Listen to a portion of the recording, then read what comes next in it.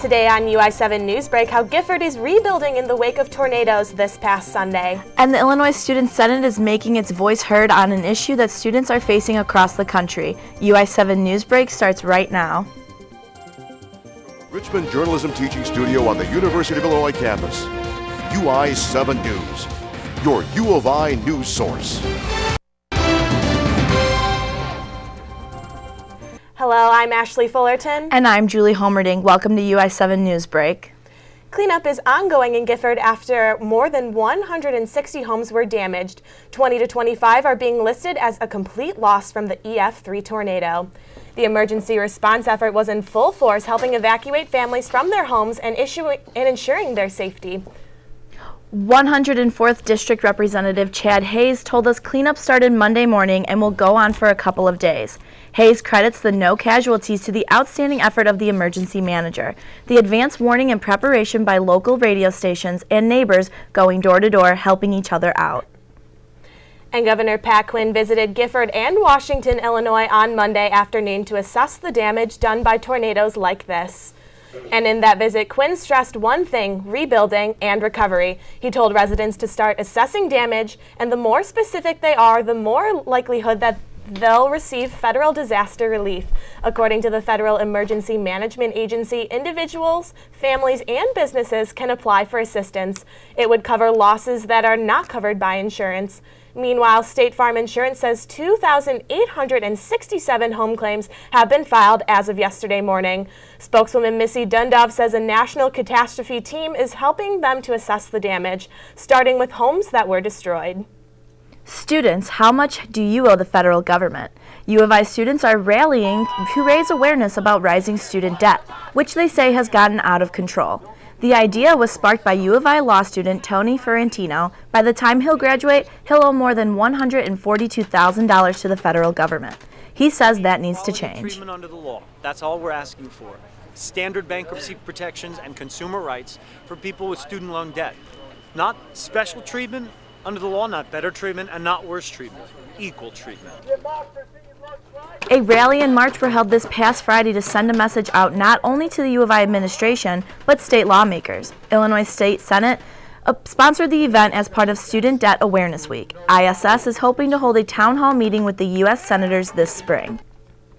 Students are urging the U of I to remove its coal investment by 2017. The Campus Student Election Commission says 86% of the students voted yes. The referendum was pushed by UIUC Beyond Coal, which has pushed the administration several times, including appearing before the Board of Trustees.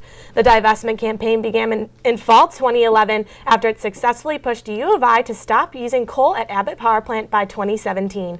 The group needed signatures from 7% of the students to even appear on the referendum. This supplements an Illinois Student Senate resolution passed last fall. How much is too much when thinking about adopting an animal? Nina Lasky is in the studio with the story.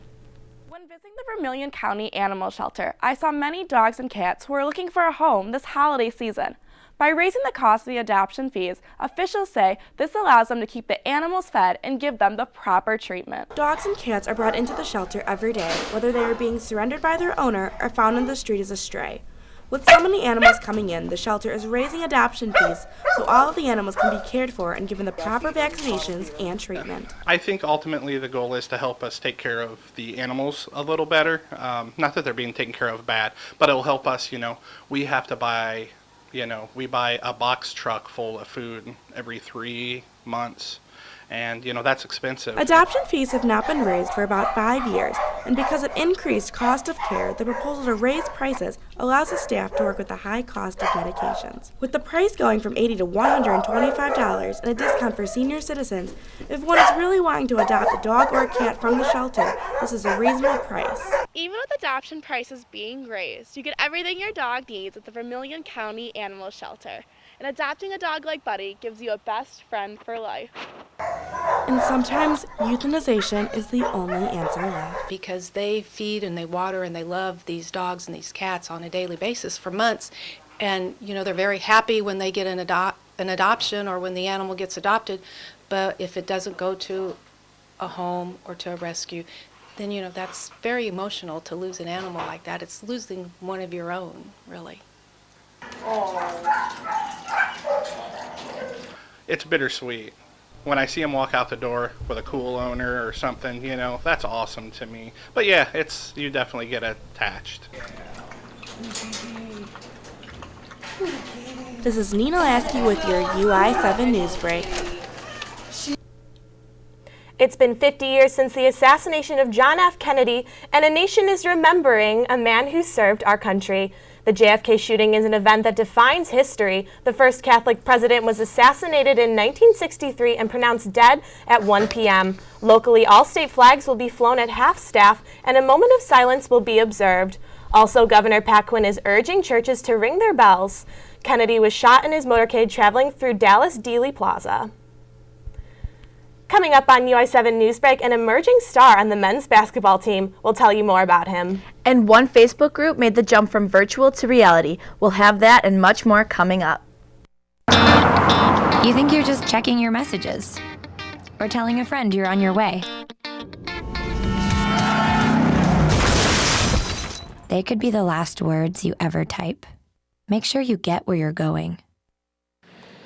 Bethany Ann Doak. Ian Donnelly. Kirsty Lynn Dutehit. So, I'm kind of new here, but I've noticed a trend. My human does this funny thing where she goes around and gets all my toys, and then she hides them in that basket by the door. You know, but it's always the same basket, and it's always in the same place. And then she acts so surprised when I find them, but, you know, she's putting them in the same basket. Again. It's like, hello, that's where you put it last time. You were the worst at hide and go seek. Get your ass suit. You're not sitting here. Yes, I am. Move. Give it to him hard. No. Every day, kids witness bullying. Why are you stabbing me with it? No. They want to help, but don't know how. Oh, Teach your kids how to be more than a bystander. Visit stopbullying.gov. Yo, check out this chef, right? Right? That's so gay. That's really gay. Dude, look at those pants. Please don't say that. What? Don't say that something is gay when you mean that something is dumb or stupid. It's insulting. It's like if I thought this pepper shaker was stupid and I said, man, and this pepper shaker is so 16-year-old boy with a cheesy mustache. Just saying. When you say that's so gay, do you realize what you say? Knock it off. The men's Illini basketball team saw a new leading scorer in the game against Bradley. Transfer John Eakey scored 19 points, making that his first double-digit game for the Fighting Illini. He also hit 5 of 7 shots from behind the arc. As a team, the Illini improved their shooting percentage to almost 50%. They improved to 4-0 on the season. Illinois will take on Chicago State on Friday at the State Farm Center. And the Illinois women's basketball team made history over the weekend, going where no Illini team has gone before. From easy three-pointers to the fans to clutch free throws, the 2013 women's basketball team made its mark on Illini sports history, beating Alcorn State 112-28. The Illini beat the Lady Braves by 84 points, rewriting the record for largest margin ever for Illinois. Freshman Sarah Livingston Hartwell finished with 12 points, 12 rebounds, and 5 blocks. The Illini are back on the court tomorrow against Southern Illinois. And moving across the state, with the state championship on the line, it was a true race to the finish for runners in Peoria, Illinois at the IHSA State Cross Country Meet. Haley Lockwood has more.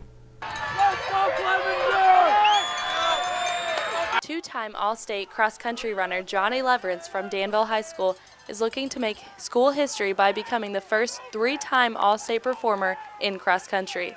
Leverance has put in the work to earn a spot on the race line. I ran just about every day in the summer and just about every day during the school year, with just long runs in the summer and then workouts about twice a week during the school year. Go, Johnny! Leverance could also set the school record for 3 miles if he runs a 14:32. Danville High School head coach Todd Orvis explains what he has seen out of his runner this year. Excellence, basically.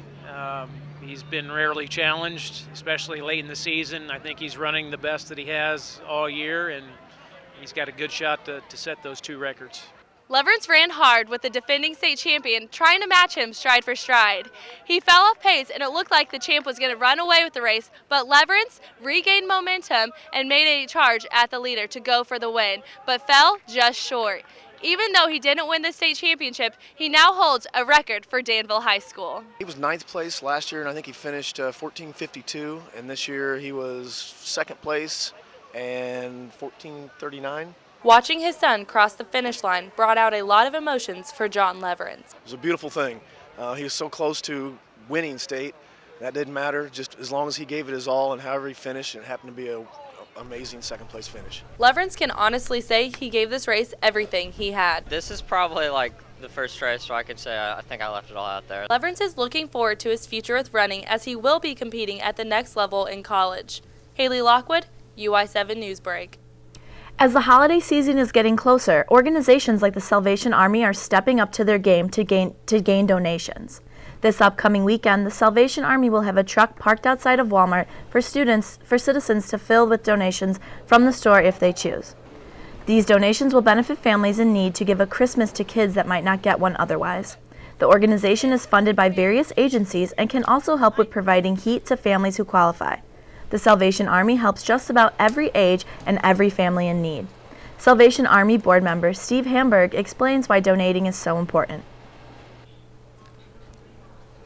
There's a greater need of food and other household items and personal items because the poverty level is not getting any better. It is increasing. And if you want to donate, visit Walmart this weekend on Prospect Avenue. It's called Champagne Closet Recycle, and it's almost like a garage sale, only with clothes. We have a story about how this Facebook group took the next step this past Saturday. Darshan Patel has more. This pile is dresses, more dresses. This is like business casual stuff. This is like comfy. Sell, sell, sell. That's what Hannah and Leah Din are looking to do with their old clothes. Many of them are worn only once or twice, some of them never. They're at the Champagne Closet Recycle's inaugural sales event at the Activities and Recreation Center. We just need a place to just have all our clothes displayed and then people just come. So I'm really, in Champagne Closet Recycle, like kids came in the rescue and they really created this amazing event for us where we can just all come together and sell. It's convenient because a seller doesn't have to make regular trips to a common meeting place to exchange items bought through their Facebook group. Leah knows firsthand. We have so much stuff that we would literally every single week go meet someone, and so we just stopped. We're hoping to have this big event so that we could just sell all our stuff in one day instead of going back and forth. And although there are more than 2,700 members on Facebook, 40 sellers registered for this 4-hour event. Most, if not all, of the items were women's clothes and accessories. Buyers really get their money's worth here at the Champagne Closet Recycle. For example, Hannah and Leah are moving to San Jose next year, so they won't be needing this wool sweater. They're selling this for $7, $50 off the original list price. The event was sponsored by the Financial Wellness Program, which provides financial advice to students. The idea originated from Sophia Mohammed, who is a peer educator for this program. And buyers as well can come in and browse and kind of also haggle with the sellers and bring that price down. It'd be a lot less expensive than buying it from a store. Both Hannah and Leah say they're better negotiators than their sister, but at the end of the day, we're pretty lenient because we want to get rid of all of it. In Champaign, Darshan Patel, UI7 Newsbreak. Saturday was so much of a success that this could become an annual event. It's a young child's dream come true when he gets to save his city from distress. Miles Scott, also known as Bat-Kid, has been suffering from leukemia for 18 months, and a Make-A-Wish Foundation allowed him to travel around San Francisco, helping the city in the Batmobile. At the end of his journey, he received his key to the city. Isn't that adorable? It is, and what's great is if you're on Twitter, you can actually go and search #SFBatKid, and you can see everywhere he went during the day. It was really cool how the whole community just really came together for this little kid. Yeah, that's really great. I'm really glad that everyone kind of showed their support for him through this fight through leukemia. I know. I also heard that the Gotham City Chronicle was published that day as well, so I did hear about that. We got to see everything happen, and thanks for joining us. I'm Julie Homerding. And I'm Ashley Fullerton. We'll see you next time.